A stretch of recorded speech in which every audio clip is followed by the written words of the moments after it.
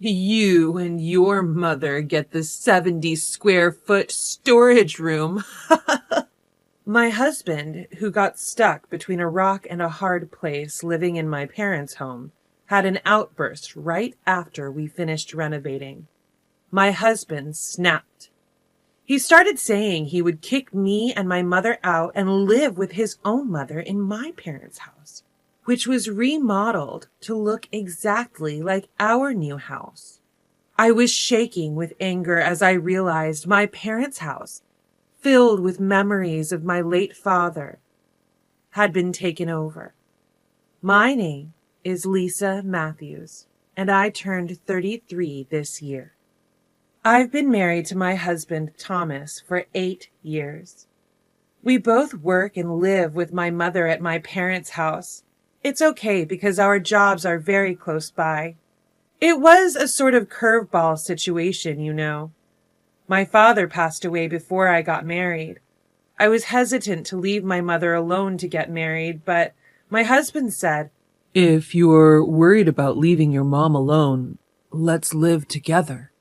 I was really happy when he agreed to live in the home my father built for us. Although it is an old home, it's a home filled with memories for my mother and I. My husband is the youngest of 3 brothers, and my mother-in-law seemed to have spoiled her eldest son a lot. My husband often complained about the vast difference in treatment between him and his eldest brother. Because of his lightweight position as the youngest child, he was able to make the decision to live at my parents' house. I made up my mind to marry him after hearing these words. However, there was one person who was against my husband living in my family home. It was my husband's mother, my mother-in-law. Perhaps she felt as if her own son had been stolen. The eldest son and his wife live in my husband's family home, so it would be difficult for us to live there, even if we wanted to. As we were saving for our own home, I convinced my mother-in-law that it would be best for us to start our married life at my parents' house without paying rent. Although I had heard that my mother-in-law had always favored her eldest son, she suddenly started to show concern for my husband around this time. I didn't think we'd have this much trouble over my husband moving out of his family home, but our relationship with my mother-in-law remained strained after our marriage because of this issue. Lately, my husband has become very concerned about his mother.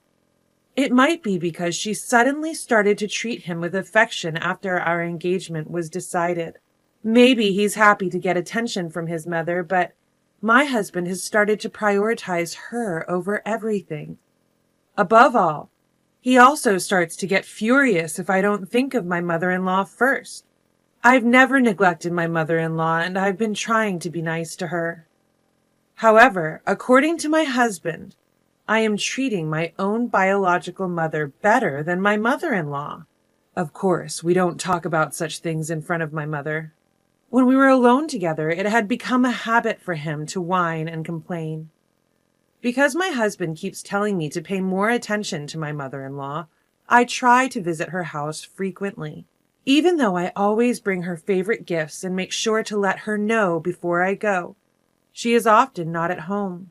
I could feel that she was obviously avoiding me, but I had no choice but to go because I knew that if I didn't, my mother-in-law would complain to my husband that I never visit or bring her anything.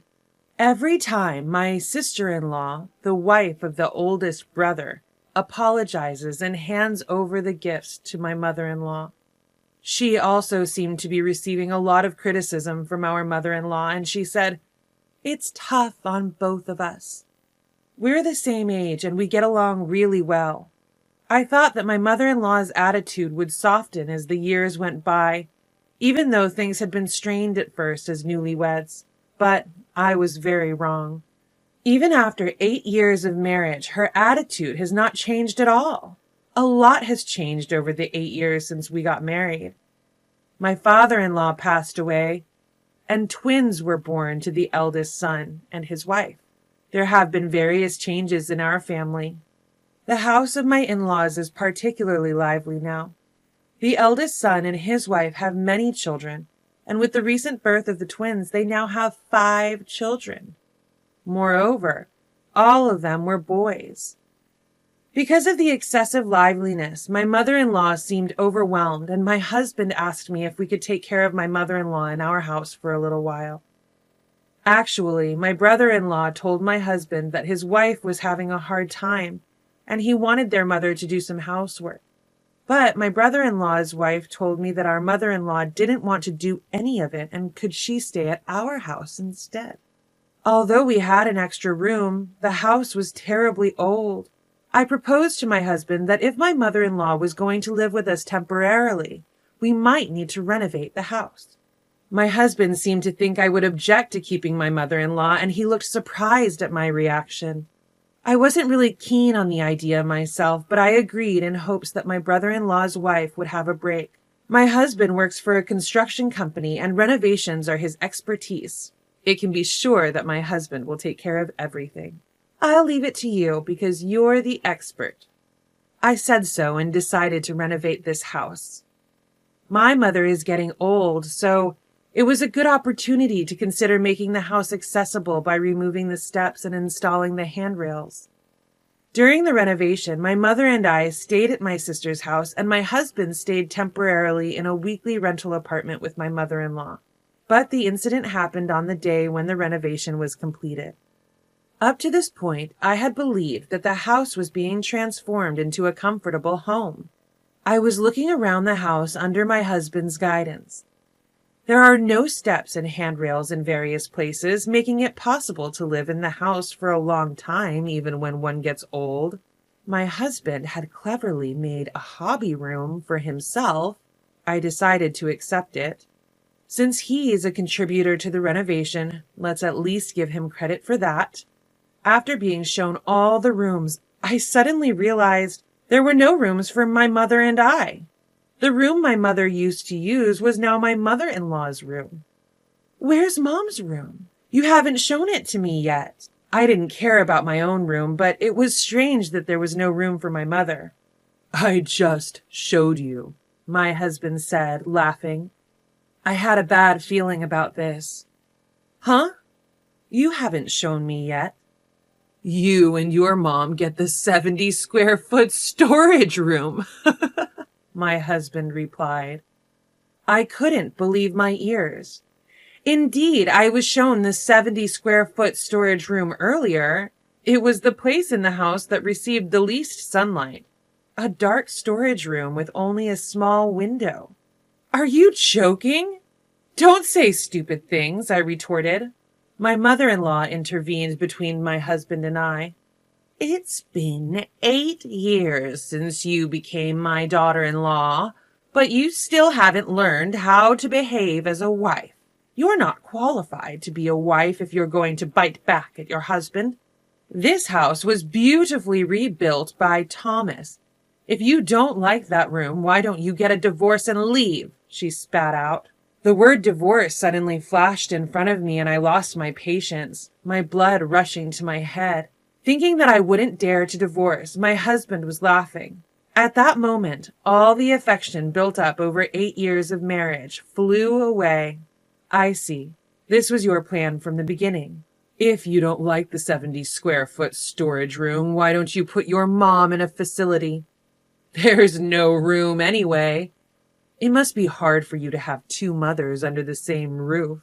I glared at my husband, who dared to say such a thing. Come to think of it, my brother-in-law's wife told me. Since the renovation was decided, my husband and mother-in-law were always stuck together and talking about something. My husband, having never indulged before, was now behaving like a child towards his mother, doting on her in front of my brother-in-law and his children. Ever since the renovation was decided, my mother-in-law was thrilled to have a new house and a quiet environment, and my husband was eagerly waiting to live with his beloved mother. Seeing the 2 of them attached at the hip and grinning, I started to feel sick. I took my stunned mother's arm and, making loud footsteps, walked out the front door. I deliberately stomped on the hallway as I walked, thinking at least it might do some damage. My mother followed me, bewildered, as we left our family home. The triumphant laughter of my husband and mother-in-law echoed from behind us. I couldn't forgive my husband's betrayal after living together as a couple for 8 years. All I could think about was getting revenge. When we finally returned to my sister's house, we were so overwhelmed we just collapsed. It was all too much to even put into words. My mother was still in shock. "Do you think they've taken over our house?"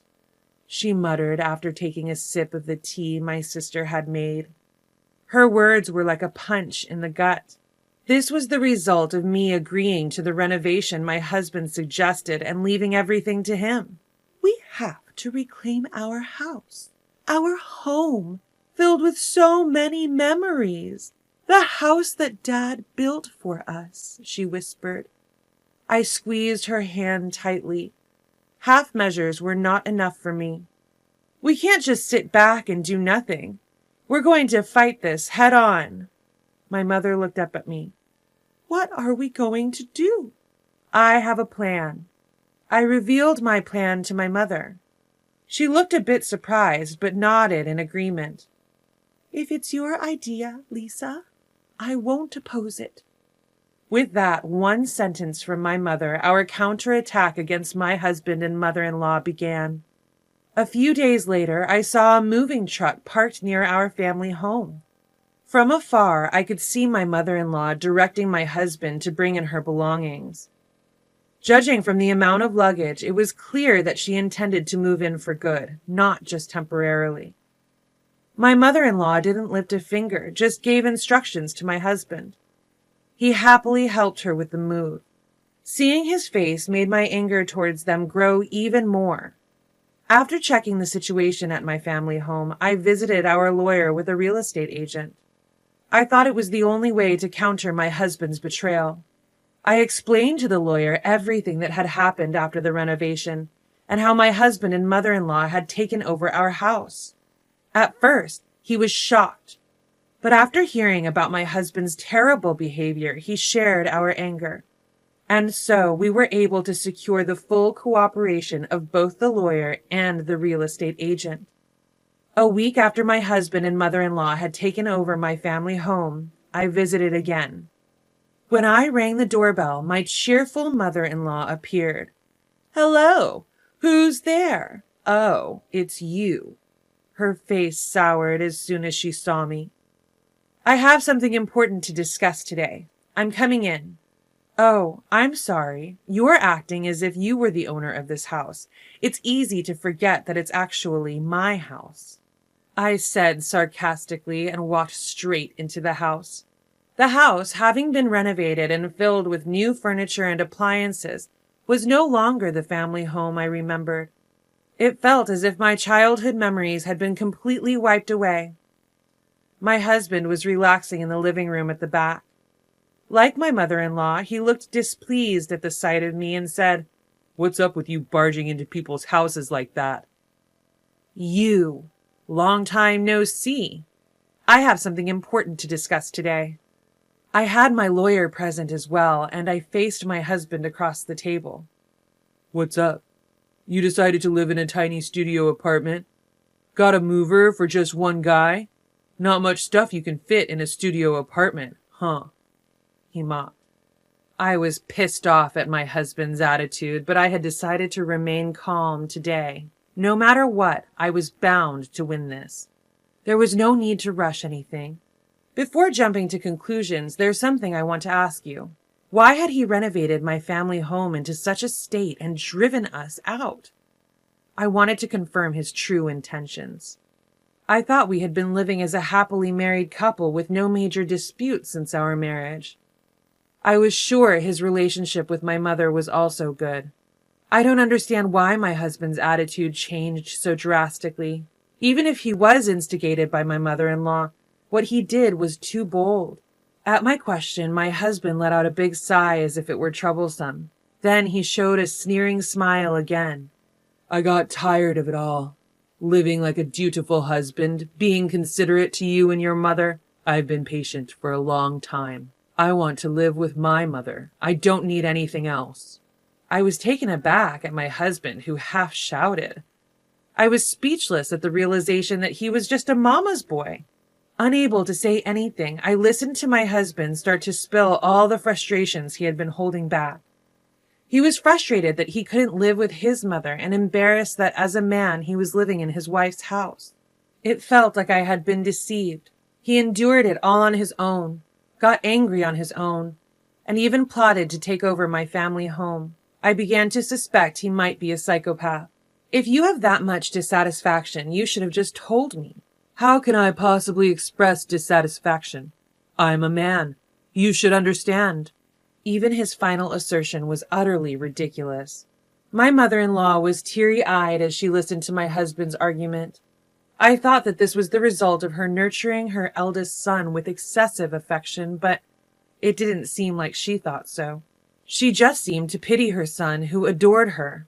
Being subjected to this cheap soap opera, I sighed heavily, unable to bear the ridiculousness. It seemed that my husband was offended by my attitude and raised his voice. What's with that attitude? You should be grateful that I even prepared a small studio room for you. I could have taken away your room too. With his face turned red, my husband looked like a tantrum-throwing child. That's right. Keep a room for a useless daughter-in-law. What a kind son you are. I'm happy to be praised by you. To quickly end this farce, I presented my husband with the divorce papers. Of course, already signed by me. Please divorce me. I don't want to stay married after being treated like this. Then I showed him the registration of the house, explaining that it was one of the properties I had inherited from my father and it was under my name. Looking at the documents, my husband seemed to realize something. I won't divorce. I did the renovation. Even if the property is under your name, it should be considered as both of ours. I will absolutely not divorce. It seemed my husband realized that if we divorced, he would be kicked out of this house. Even if you don't want to divorce, what made you think you could stay here? The house is in my name. It's my property, so I've sold it. I spread out another document before my husband, a sales contract for the land and house. Both he and my mother-in-law leaned in to check the names and dates on the paper. Since this house is already sold, you'll need to move out promptly. We have potential buyers, so you should leave by today or tomorrow. With a smile, I told the two of them. Their faces turned pale. Whether you divorce or not, you cannot live in this house. I don't want to see your faces anymore, so I want you to divorce. Hold on. Why? Wasn't this your house? My mother-in-law had mistakenly thought that the house belonged to my husband. He probably hadn't expected me to take such drastic measures. He seemed to have assumed that I would accept some kind of compromise and forgive him. But I'm not that naive, and my love for my husband has cooled. I don't have a shred of mercy left. Please discuss the details with my lawyer. Don't come directly to me. If we are kicked out of this house, where will we? Yeah, we thought we finally found a place where we could peacefully spend our retirement. And a maid. My mother-in-law seemed to have thought of my mother and me as maids rather than family. Feeling it wasn't good for my mental health to talk to these people any more, I suggested, why don't you go back to your family home and live with your eldest son and his wife? Oh, but since you made such a fuss about leaving, your older brother might be angry and not let you in. Leaving those words behind, I quickly left my family home. My family home filled with so many memories. I hesitated to sell it. But after being so disrespected, I couldn't back down. The truth is, my childhood home had already drastically changed. I don't think my decision was wrong. 3 days later, my husband and mother-in-law hastily left my family home. I didn't want to keep the house after it had been remodeled so recklessly, so I had it demolished and put the land up for sale. Looking at the empty plot where nothing was left, I felt a mix of emptiness, relief, and a complicated array of other emotions. After that, my husband and mother-in-law moved back to their family home for a while, seemingly treated as nuisances by my older brother and his wife. My husband, who had been reluctant to divorce until the end, seemed to have realized my feelings had completely cooled when I left all negotiations to my lawyer. My lawyer said he signed the divorce papers while crying at the end. Eventually, my husband seemed to be despairing of his mother, who had started to flatter my older brother more than him. Just when he thought he had finally become his mother's number one, it turned out to be a short-lived victory. It seems that my mother-in-law was ultimately disowned by my older brother and his wife. My husband and mother-in-law started living together in a small apartment near their workplace. My husband, who had never really lived alone, seemed to be struggling, and my mother-in-law, despite complaining about her son's low earnings, had to do all the housework again, complaining every day. My husband contacts me almost every week, asking for reconciliation because living with my mother-in-law is too hard, but I ignore all his messages. Even after everything that happened, my husband, who still thinks we can reconcile, is really a fool. I have no intention of remarrying, and I've built a small new house on the small plot of land left by my father, where I live with my mother. It's a small, single-story house because it's just the two of us, but it's filled with things that my mother and I love. I'm still working, so I have no financial worries. My mother, who was shocked by the loss of our old home, is gradually regaining her energy.